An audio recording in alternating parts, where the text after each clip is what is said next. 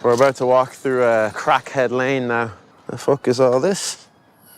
So, when I had cancer and I was diagnosed with cancer... Being told that he's got months to live, or being told that you're never going to fight again, so... Check the guns. As a top pressure guy, I need to be able to get up if I get put on my back, so... Tell you what, Dora, George Staines is not eating this good. I can guarantee you that right now.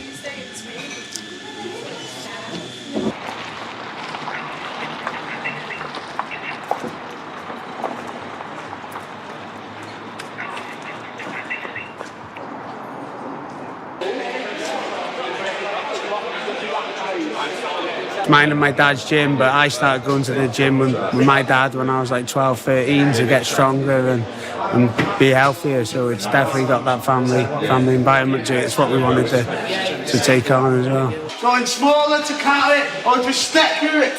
So I first met Aaron when we were using the IPC gym.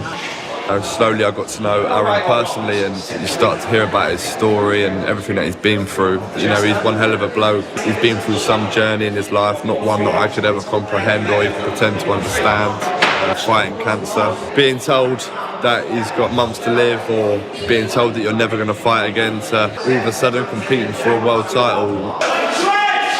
This story is like, sometimes I tell people and they don't believe it. I feel like that's almost my story as well, going through those dark times, and then this is my chance of a fairy tale special ending that I would maybe never thought existed. This is like my Rocky movie. I'm proud of who I am, but the people who have made me who I am.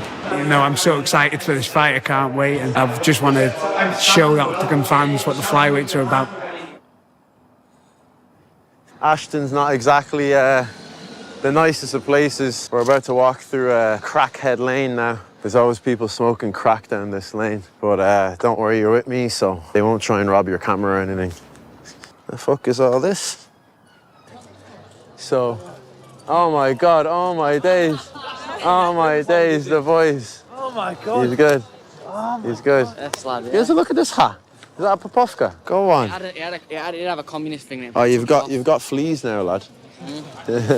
So hopefully, you know, I'll turn the fans around, and when they see what a good fighter I am, and when they see that I can actually back up all the shit talk with these fists, then maybe they'll turn around and become fans of mine. You know, they'll definitely cut that out though.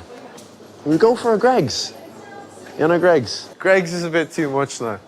I'll be 82 kilo after a Greg's. Like. Oh shit. I'm like... Bit of Cajun chicken. Tell you what, Dora, George Staines is not eating this good. I can guarantee you that right now. That's how you know I've done the weight cut properly, when I can still have cake. Just doing some rolling, come see Liam.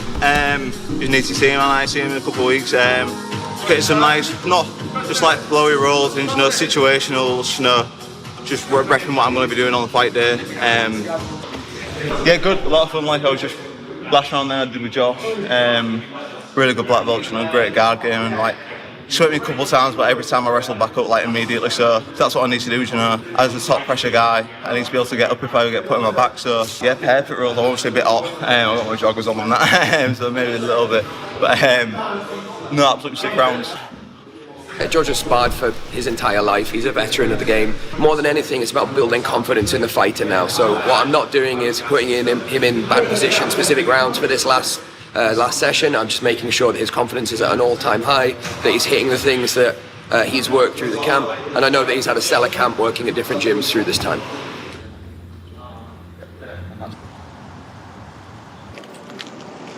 So when I had cancer and I was diagnosed with cancer, obviously couldn't go train and everything, and I used to be in the gym 2-3 times a day or coaching. I just needed something to help and give me a bit of focus, and that's when I got Lenny, and he become my focus. So like when I was waking up, I didn't have he was my priority rather than what I was going through or what treatment I had to do today and that.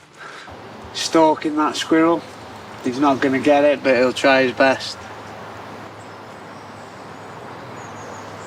Oh, come.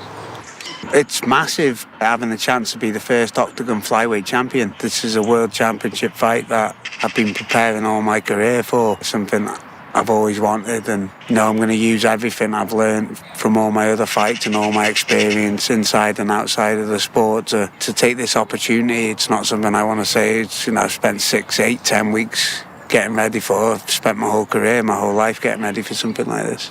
My thoughts on Elias are he's a very good opponent. He's competed in the UFC at the highest level, fought some really good guys, and it's a big challenge in front of me, but it wouldn't be an R&AB story without it being my toughest test yet in the sport, and it's one I feel like I'm capable of overcoming. It's a 5-round fight, which suits me, but yeah, I am under no illusion that I've got a tough matchup ahead of me.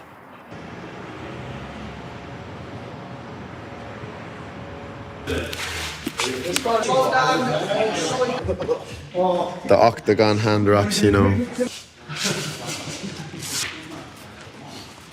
I've always liked being in the spotlight, to be fair. I've always known where I'm going to be. And like the people that I look up to in the sport, the people I've looked up to from my days watching WWE as a kid. It's understanding that this sport is business as well as a sport, and you have to sell yourself. I worked in sales for 4 years of my life, and I know how to sell myself. I know how to sell. I could sell sand to an Arab, as I've said before. I could sell ice to an Eskimo.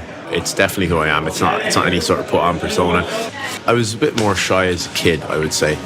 Moving around schools a lot, always moving towns. But it's just something that, like, growing up in Ireland, like, you have to be able to give that Virgo back.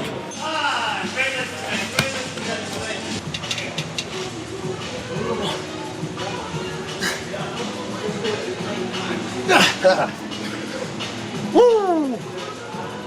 Check the guns. Check the guns, though. When you get the bump, it's sometimes better than when you got. Festhallenatmosphäre bei euch zu Hause im Pay-Per-View auf oktagon.tv.